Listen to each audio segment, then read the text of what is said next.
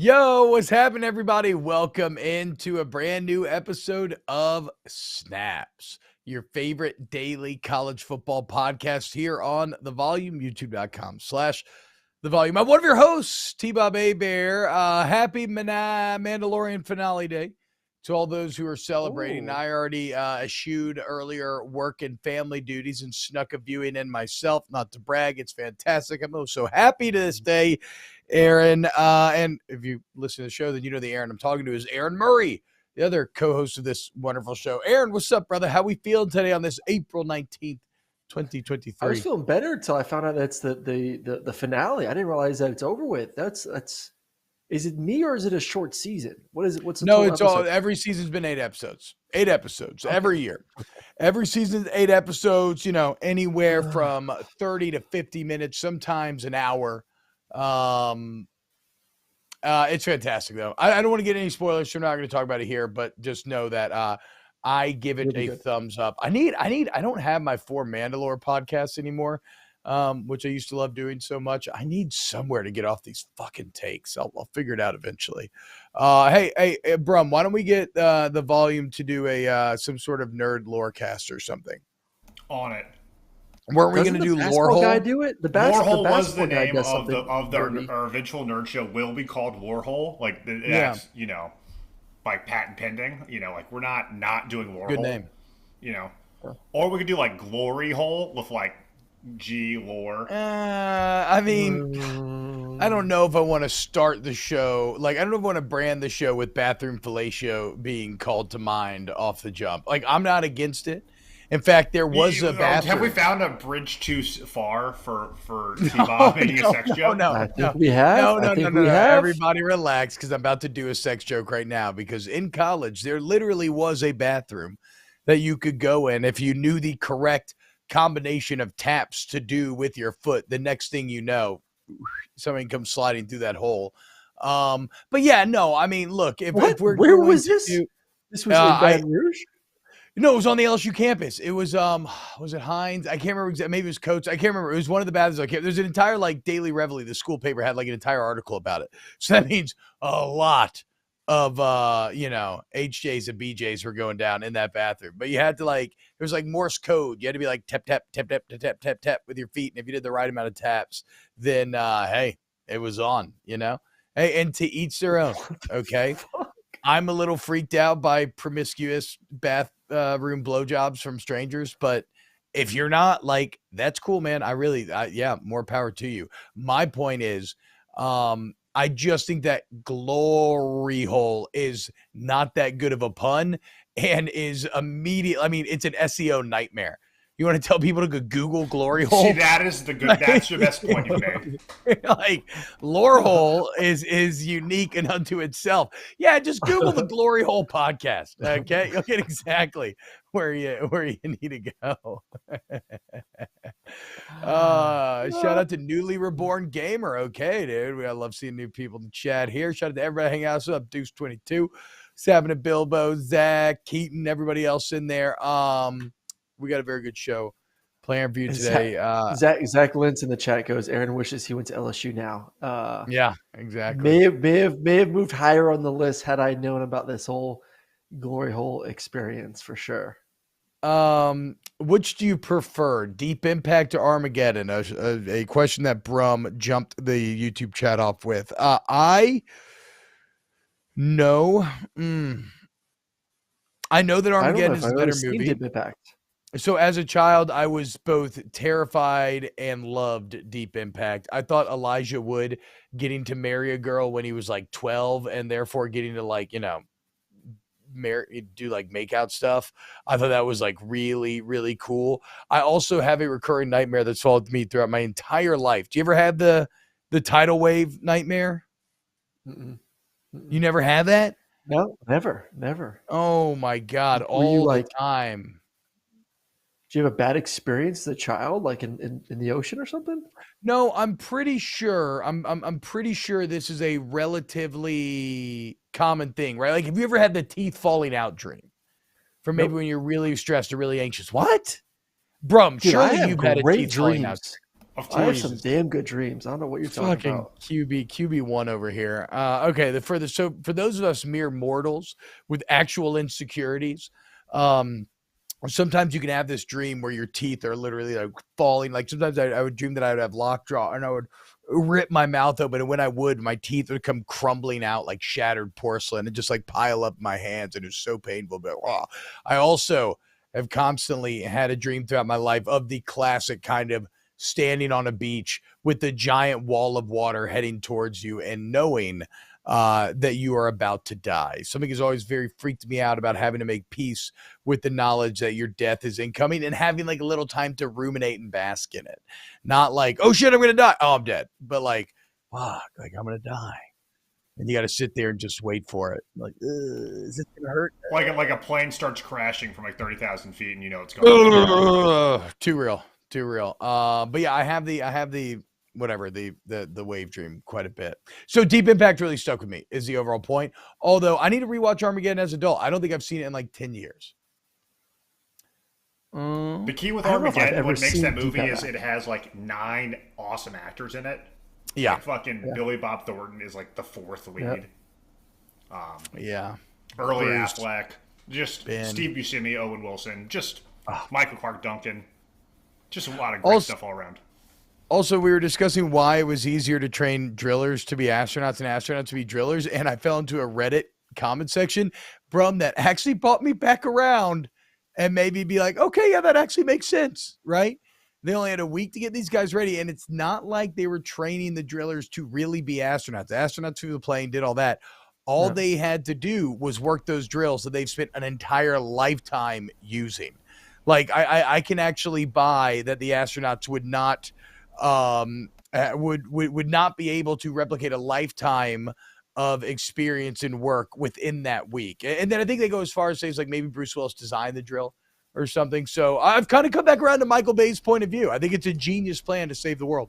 I've heard of worse ideas. Let's put it that way. Yeah. It's better than their original idea, which was nuke the asteroid. Turns out not successful.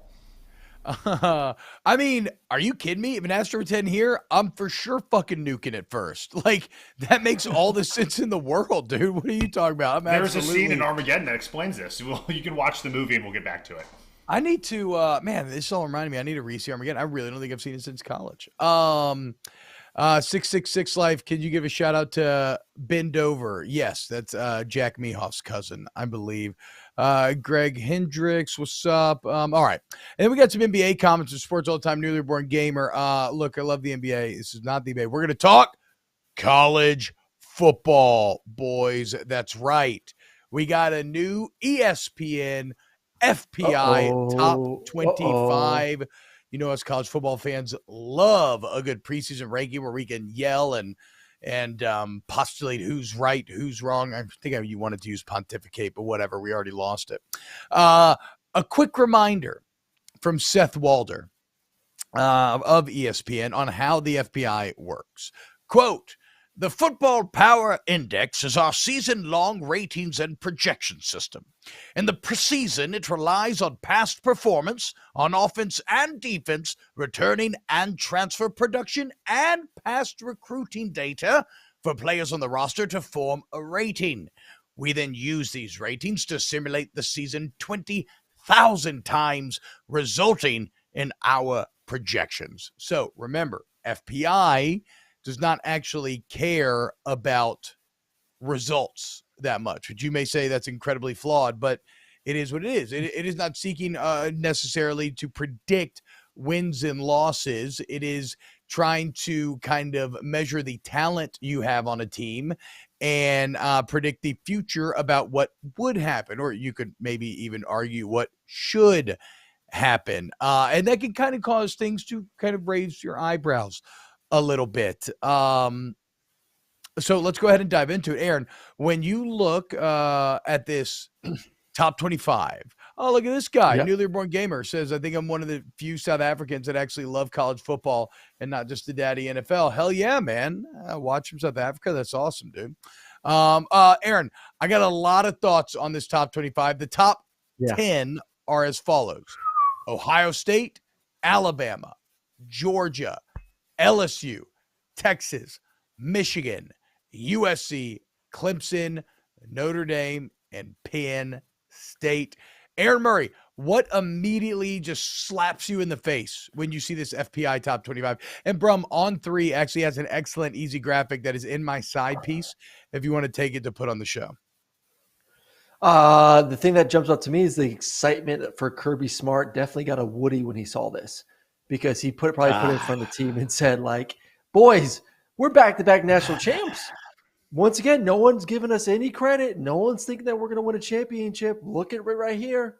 What more do they want? We went back-to-back, 1 loss in 2 seasons, and we can't even get the number 1 ranking heading into next year when we have the majority of the football team back, which they do. So I'm not trying to turn this to a Georgia show because I'm a Georgia guy here, but they have the majority of the team back from last year, and you're going to give them the number 3 rating when we don't even know what the hell the quarterback for Ohio State's going to be. Time out. Nobody is giving anybody anything here, right? FPI is a slave to data. I know. And this is where the humans and the robots, this is where human interpretation kind of, because if we're doing a ranking, like Georgia's going to be number 1 because of what they proved last year, right? They didn't have anybody returning last year and they still managed to go out there and win the national championship. However, this still is a Georgia team that lost weapons, lost its quarterback who has been incredible in big games, lost both of its coordinators. When Ohio State lost their top quarterback as well. Yes, but everybody else returned. They still have incredible production elsewhere. And I don't know. I don't think the computers would take this into place. I was going to say, and we know what Ohio State's quarterback does, but I don't even think that actually comes into place here. I just think Ohio State is returning all their production while Georgia's going to be replacing a lot of people. It's hard for the, I guess it's just hard for the computer to accept that Georgia doesn't rebuild. They just reload each year to year. I don't think it's even to me, this isn't a rebuild year for Georgia, though. Like, I don't know how the computer doesn't see beautiful graphic here, T-Bob. I don't know. That's from on 3 Sports credit. The returners on both sides of the football. You have the best offensive weapon. I guess Ohio State, does have Marvin Harrison Jr., but you got Brock Bowers back. You got offensive line back. You got running backs back. You got receivers back. You got the entire secondary back. You got linebackers back. Like, this isn't like Georgia is going to lose 15 guys to the NFL draft and have to rebuild the entire roster. So okay, I so call that is BS fair on this stupid computer. So that is fair. I mean, look, I do have it written here, right? For Georgia to be 3rd in this is kind of shocking. And quote, I wonder where this is what I would love to find out if only I could speak binary. I wonder where it all goes so wrong in the simulations for Georgia. Like, what are the robots so hung up on? Well, I want to go. Zach, I want to go to the chat real quick.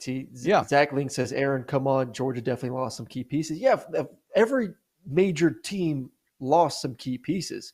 Ohio State lost some key pieces. Alabama, I would say, lost more key pieces than Georgia did. You lose your quarterback, you lose your running back, you lose your tight end, your defensive end, your best nickel linebacker. Like, they lost significantly more talent than Georgia did heading into this draft.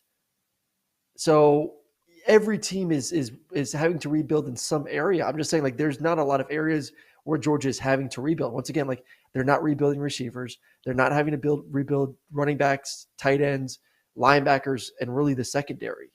They returned 3 guys that started the majority of the year last year in the secondary. So I don't know where this major gap of Georgia's team is that is really throwing this computer for a little bit of a loop right now.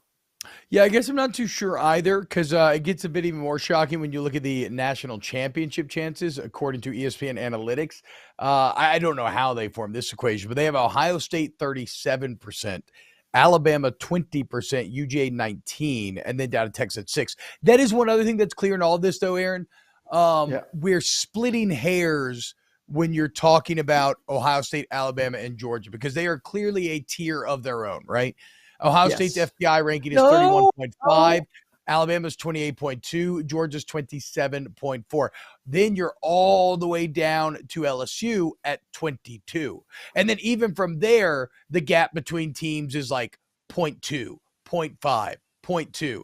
So like that five number drop from 27 to 22, this is the rating, that's actually more massive than it feels. And it's obviously a larger drop than there is from Ohio State to Georgia. So like, yes, now it's interesting that Georgia would be 4 rating points behind Ohio State, but the computers are saying that Ohio State, Alabama, and Georgia are clearly in a tier of their own, and that everybody else is kind of playing for 4th best.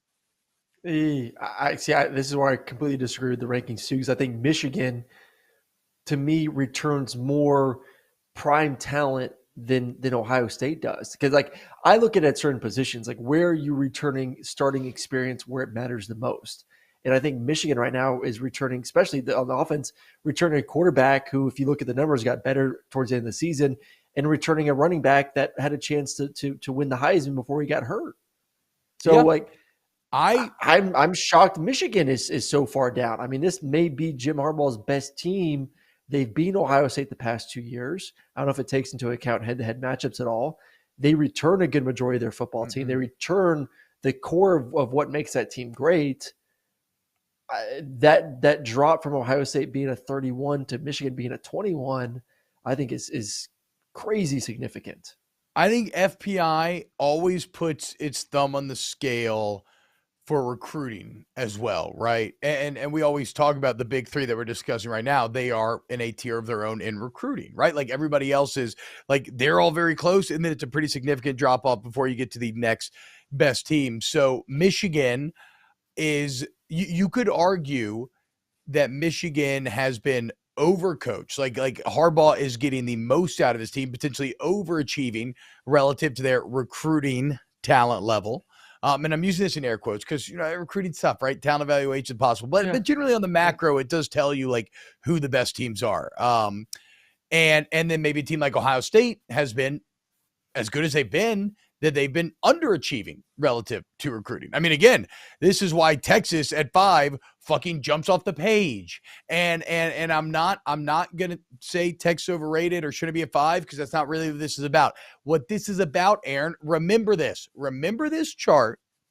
When Sark fails and you want to give him some sort of weird, undeserved free pass, despite the fact that he has better rosters than all of his opponents.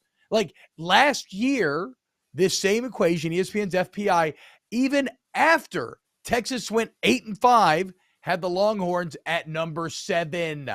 Number 7 because they have so many good players. They're just very not well coached. And the robots cannot equate for how bad the ecosystem of Texas is. And in a weird way, Texas and the FPI, it makes me, it almost warms my heart against our AI-infused robotic future, because it reminds me, okay, we're not that close to AI, because even the most powerful supercomputers cannot figure out how the fuck Texas can consistently waste so much elite football talent.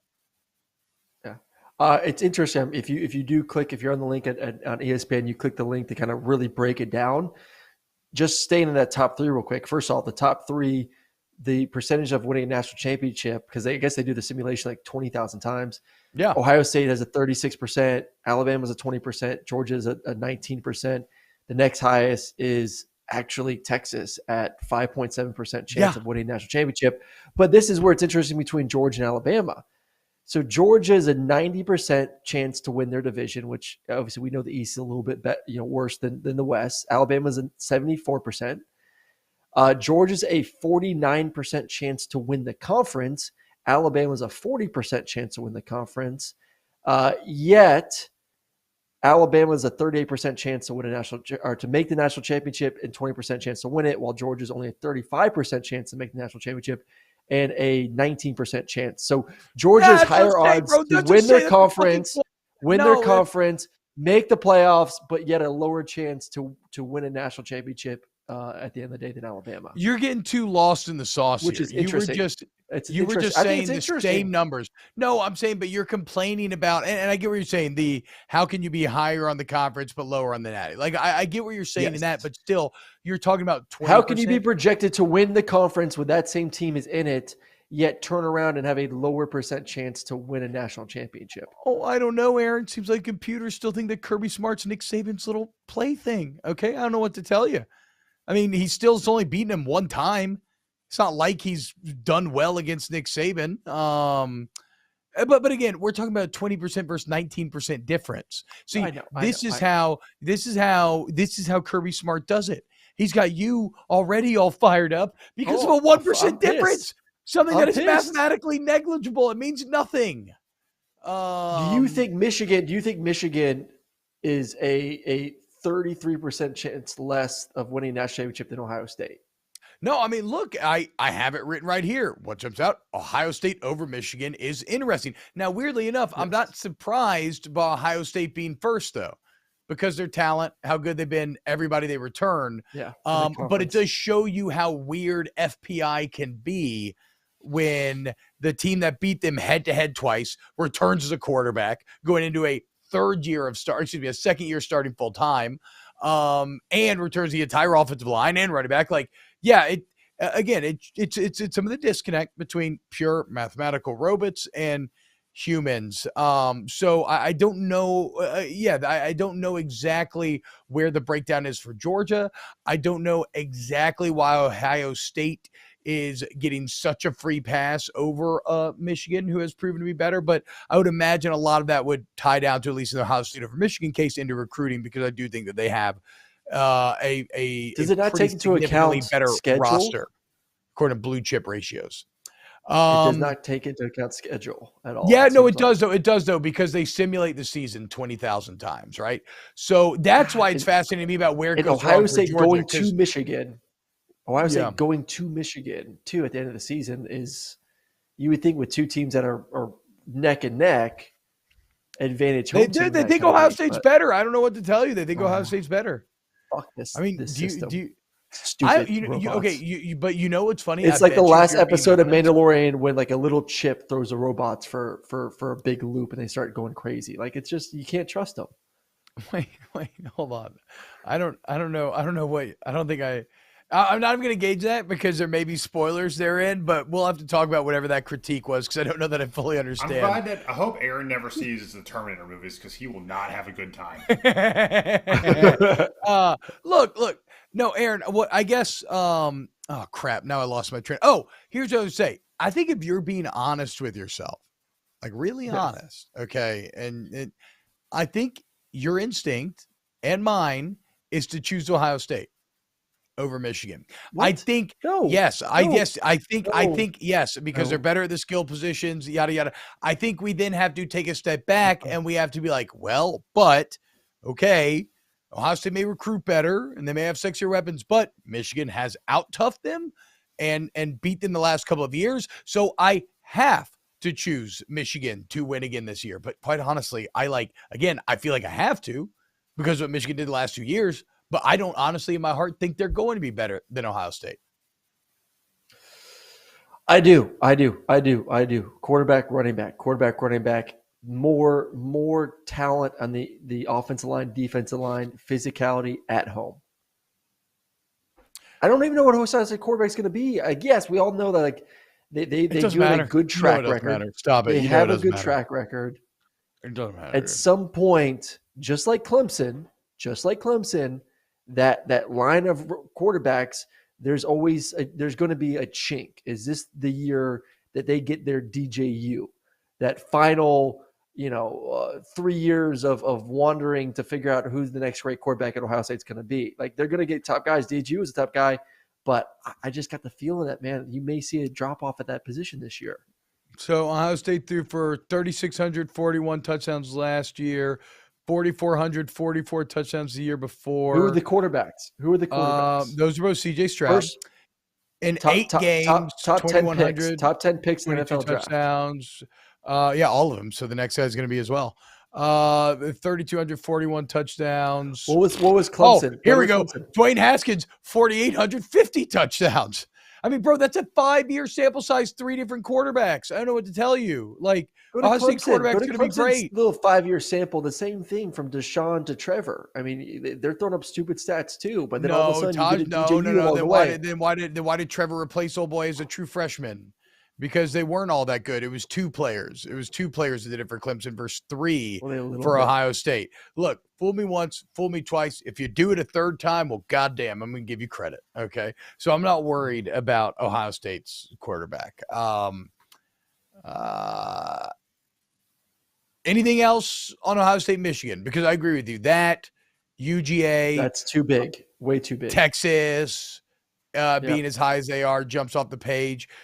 You could argue USC's a little low, but need to prove it. I'm surprised. Yeah, Florida State. Well, bro, we are simpatico. That was right here on the list. I thought Florida State would have been higher. People. Yeah, I definitely would have thought Florida. I'm super bullish on Florida State this year. You want to talk about returning talent and what they did in the transfer portal? Because it does take. It's not just recruiting; it is transfer portal too. They cleaned up in the portal. They got a ton of talent back. It takes that into account. Though. I know, it does which is why I'm shocked that they are where they are, and that there's a big gap between them and Clemson as well. Okay. Yeah. I mean, even if you look at Clemson's stats, like Trevor Lawrence was great, but we're still not talking about anything close to what Ohio State was doing. And Kelly Bryant was bad. Kelly Bryant in 2017 threw for 13 touchdowns to 8 picks. Yeah. Now Deshaun Watson was a dog. Damn. But yeah, no, I actually completely reject your Ohio State Clemson comparison. Florida State low. I was surprised to see Ole Miss and Florida as high as they are. Ole Miss has not been anybody of note, and yet they end up as 16th in the country. Florida was an abject disaster last year, lose their quarterback who's going to be a top NFL pick, and yet find themselves back there at 18. Like, there's no way that Utah. I get Ole Miss because Lane's done a great job when it comes to recruits and transfer portal guys, and they got some big time names that kind of go into the equation. But Florida really does it. Like, the whole reason Dan Mullen got fired is because he didn't bring in top talent. So it's not like he took over a program from Dan that was loaded with 4 and 5 stars. Now you're having to replace a lot of guys. I don't see this like I don't see Florida. I get why A&M is where A&M is because they are flooded with a bunch of blue chippers. Florida does not have the same kind of talent that A&M has on the roster. Florida has, I mean, there's talent. Yeah, not than A&M. No, not than A&M. No. But A&M sucked.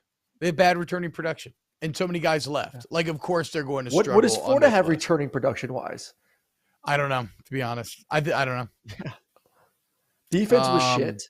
They got some good running backs back. That's about it. Yeah, bitch, I just said it was fucking surprising they were at 18. So what do you want? What do you want from me?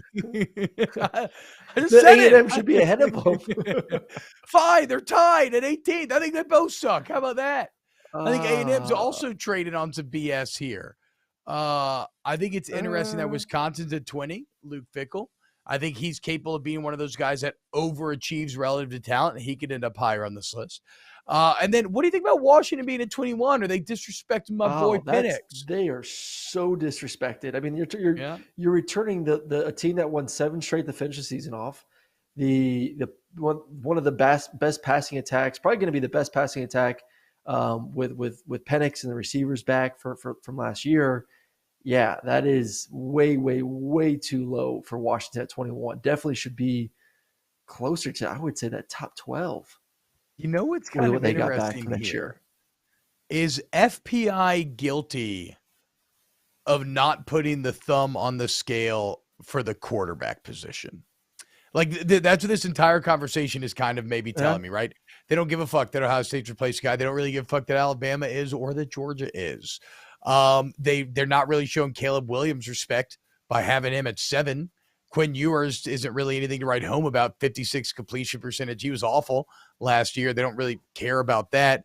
Drake May barely gets UNC cracking that top 25. No respect for Jordan Travis at Florida State. I mean, Cam Rising sitting here like, what? I'm 15. Ole Miss is 16. I've won back-to-back Pac-12 championships. So, like, I don't know. Maybe it seems like an incredible it seems like a fatal flaw for a football equation, but the context clues are leading me to like maybe they don't have the math right on judging how much returning quarterbacks and replacing quarterbacks actually affects the team. Yes, which is it's a different game, man. This game, unless you're Michigan, because it is a little bit different for them for the way they run their offense, which is why once again I think that they should be higher because of Corum back. But most of these teams rely 80% on these quarterbacks to win them ball games, to win championships. So way too many questions for those top teams. Like, I don't know, man. Like, you know how I feel about Alabama. Like, I think Alabama's a 10-2 team this year. I think LSU is the best team in the SEC. Like, why is LSU not higher on this list? You know, LSU returns. We're the best. Not higher than Alabama on this list. Take it. I know, yeah, we'll take it though. We'll take it. But I think the why on that is clear, and it's recruiting. The top 3 schools are the top 3 recruiting schools, and it's not particularly close. So this is all this is recruiting. That's all it is to me. Because if we want to break it down position by position of let's go to LSU, Alabama, returning quarterback talent, LSU, returning tight end talent, LSU, returning offensive line talent, I would say LSU. Returning receiver, flip of a coin. Running backs, I'll just give the edge to Alabama. I think LSU right there, better offense returning. LSU, well, they're returning on defense. They got Mason back at defensive line. You got Harold Perkins and the transfer from Oregon State back at linebacker. Like, you're a little brittle. You don't have great top. The problem is you don't have the top to bottom depth. I think Alabama is going to be deeper than you. Like LSU's front line. This is to me. There's too much focus on recruiting. There's way too much focus on recruiting in this thing. Hello, it's college fucking football. It is recruiting. That's literally all it is. There's no salary cap. There's no draft. You get the best players. You win the most games. That's why guys like freaking Sark roster and construction Jimbo. is too much of a focus in rankings. I get it, but like this is all to me. I have LSU higher because of what they're returning when it comes to production. And it seems to me that they're more concerned about how many 4 and 5 stars are on the roster instead of what is returning production wise. Like, what is Alabama returning production wise compared to what is LSU returning production wise? I give that an edge over the amount of 4 and 5 stars more that Alabama has than LSU. Now, the only thing I would argue, though, why is that not weighted significantly higher? Yeah. I mean, no, I feel you, man. I don't think you're wrong. I also don't know, though, if I can use it as a critique of the equation that like say, oh, you should use less recruiting because, like, as we talk about all this, who have been the best teams over the top 3 years? Do we know the breakdown of this? This is the percentage that we use when it comes to production from last year and no, I'm sure this is like the Kentucky Fried Chicken recipe. I'm sure this is kept secret, right? You can see the results, you can taste it and eat that delicious chicken, although fuck Kentucky Fried Chicken, it's all about Popeyes. But we don't get to I don't think we get to see exactly how the sausage is made. Thomas Dare says, I think they're returning Nick Saban though, right? That's a good point. Jesus. Nick, give it up. You're tired. You don't want this fight anymore, dude. Just face it. Okay, other interesting things from these FPI ratings. The Big Ten. I like to go by the Power 5, see how many teams. Okay, so there's going to be 24 here because Notre Dame's independent. But Big Ten, 4 teams in the mix. SEC, 7 teams. ACC, 3 teams. And the Big 12 and the Pac-12 both have 5 teams. So kind of not a great look for the Big Ten. Very top-heavy. Obviously, the most top-heavy conference in the entire country. I think Big Ten has 4. Yeah, I said 4. Yeah, you said 4 3. for Big Ten. No, 3 is the ACC. And we all knew that, right? Get out of here, ACC. Go play in the fucking yard. But SEC 7, Big 12 5, Pac-12 5. So Big Ten closer to the ACC than they are the SEC. So although the Big Ten is the other portion of this country that loves college football like we do in the South, It does appear that they're very top heavy this year. Something that normally the SEC is accused of. But how about like the SEC next year? He's going to have nine next year. Yeah, I know. And then the Big Ten will have 5. So yeah, almost getting doubled up. But I know, man. I feel for the Pac-12 though, dude. Getting 5 teams in, conference should be thriving, and instead it kind of feels like we're watching the dying throes of an old man, like an old hippie guy though, like an old surfer dude who's like kind of chill and like smoke shitty weed with you on the beach. But honestly, you don't really want to hang out with him that much. You're just doing it because you're in high school and you have no other great way to get weed. Rest in peace, dude. R.I.P. Okay, anything else? AP Top 25? No. All right. That's it. What about this? I just wish last thing, do you think Kirby uses this in a meeting at some point? Absolutely. We're going to talk Deion? Yes, that's what I'm getting to right now. Okay, whoa. Jeez, I know, Brum. Okay, I know. Are we going to keep arguing over the formula some more? Okay, fair. This is probably okay. Wow. You want to? Yeah. Hey, Brum. Way to make your host feel incredibly insecure about the conversation they just had.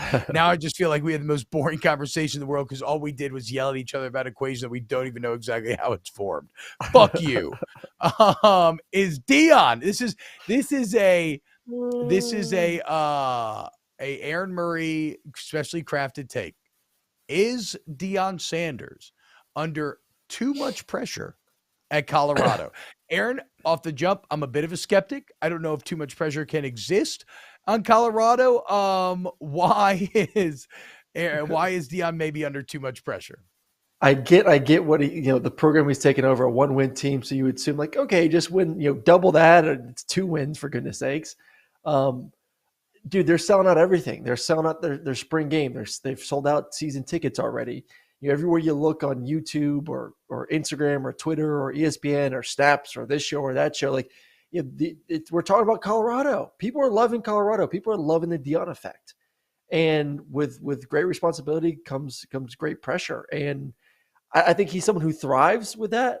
Yeah, I think I mixed it up. Whatever. Yeah, I think you were looking for like with great expectation comes great pressure, but with great responsibilities right there too. I mean, we're in the same neighborhood. I don't think it fucking matters, dude. I think it definitely works. Whatever. You did like a little. You also did like you kind of touched on the Uncle Ben Spider-Man line, but you just kind of flipped it where it's with great power comes great responsibility. But yeah, I agree, dude. Okay, guess what? A lot of responsibility brings on a lot of pressure. Yeah, a lot of pressure. I'm not saying that he's like not sleeping at night. He's not having, tidal wave dreams or dreaming about his teeth falling off like T-Bob does when he's stressing out. Like he ain't stressing. that ain't him. Like, I don't think he's necessarily feeling the pressure. I think this is more honestly, just from a fan perspective, they're setting themselves up for failure. They are setting themselves up for, we are so excited. We're so juiced. We think that we're going to be great. We're back. Deion's here. We hit the portal hard. We got his son at quarterback. Whatever narrative you want to make, they are setting themselves up for failure when they're going to be a 4-8 football team this year. When they're going to games at a packed house and they're still getting their asses blown out. Because what did we just go over? There's 5 teams inside the Pac-12 right now that are ranked in the FPI top 25. Because what you also just say, it's a really good conference this year. Like, this is not the year where Colorado takes this massive step forward and all of a sudden is a 1-win team and a bowl team. The Pac-12 is actually pretty good. Pac-12 is going to be one of the better maybe 3 conferences in the country this year with the best quarterbacks in the country this year. That's a lot of pressure. Then you got to face TCU week 1. I just think everyone's setting themselves up for this. We're all happy, all juiced, all excited. We're going to a bowl game. Watch us surprise the world. And then all of a sudden you get your ass beat by TCU week 1. And then that bubble gets popped. And then, it's all downhill from there. Here's the only thing that I would say is that I definitely see what you're saying. And maybe it's tough for me to comment because I don't know how the Colorado fan base is feeling in their heart. But we all agree that pressure is a function of expectation, right? And I already feel like, I find it hard to believe that Colorado fans have it in their head that they're going to go like 7-5 or 8-4. I think if you get bowl eligible, I think that's a huge success to Colorado fans. Do you think that's a huge? I think that, to me, that's a huge hurdle, though. Like, I think going. Yeah, no, they may not make that. It may not make that. Yeah. It would be. But even like I don't know, 4 wins, 5 wins, maybe one big upset win mixed in there. Like, I don't know that I think that Colorado fans think they're just going to be great next year. What I do think they already love, and where Deion's already won a bit, I think they love all the renewed interest, right? And I think they're happy to have something to cheer about it. So I think that's I don't think that sort of buy-in is a negative in year 1. I think it becomes a negative immediately in year 2. Okay. Especially in the portal era. We want to see you take a huge jump in year 2. And for Colorado, there's nowhere to go but up. So no, I think here in year number 1, I think Deion's built up a lot of house money just by getting Buffs fans engaged again and caring again. I'm not saying they're not going to like boo him out of the stadium. I'm just saying like there's I think there's too much excitement that like their savior is here and this team is going to be completely transformed from a year ago. I mean, you look at their schedule. I'm interested to gauge what the stadium atmosphere is going to be like the first game of the season versus Nebraska at home compared to when most likely they're 1-4 heading into Arizona State. Yeah. That's fair. I mean, that's fair. Like, that will take the wind out of the sails quickly if you start 1-4. Yeah. It's going to feel bad. Side note, I don't know how Nebraska didn't make this FPI top 25, but that's fine. We don't need to talk about that. But like, yeah, I mean, look, man, in terms of Colorado, and Deion being the savior, he fucking is the savior. I've been doing college football things for a decade. I've never talked about Colorado once in my life. And now we talk about him all the time. We go out of our way. Brum just told us our entire show sucked up to this point because we took too long getting to Colorado. So, yeah, I kind of feel like Deion already is the savior. And I would fully give myself over to that. Thomas saying low-key already sick of Colorado Deion hype. The numbers disagree. Well, don't turn on ESPN. Are they on ESPN this weekend? Is it's a slow week because ESPN is still doing Draymond Stomp and how does Jalen Hurts' contract affect Lamar Jackson. It's literally 2 and 3 days in a row of the exact same topics, which I know makes Brum just so happy to see. I mean, I don't think they could squeeze in LeBron Jordan anywhere, but I'm sure they'll try to get that into the show. Oh, that's coming. If the Lakers win tonight, if they win tonight, coming, get ready. Yeah. Aaron, what didn't make Brum happy was you on your other radio show on Sirius XM having a take that is now getting aggregated as you said that Joe Milton of Tennessee, in a world where Caleb Williams and Drake May and Michael Penix and all the other guys that you have consistently loved on this show. T-Bob, can you mention the poll for me? Yes. Ryan Bromley, excellent EP, wants to know, did Aaron commit take treason? And now he spelled it treason, which is funny. I don't know. But did Aaron commit take treason when he created this excellent Joe Milton is the best quarterback in the country take, but did not do it here on Snaps? First off, I didn't say he's the best quarterback in the country. Let's make sure we get the take correct, T-Bob, before we start quoting people.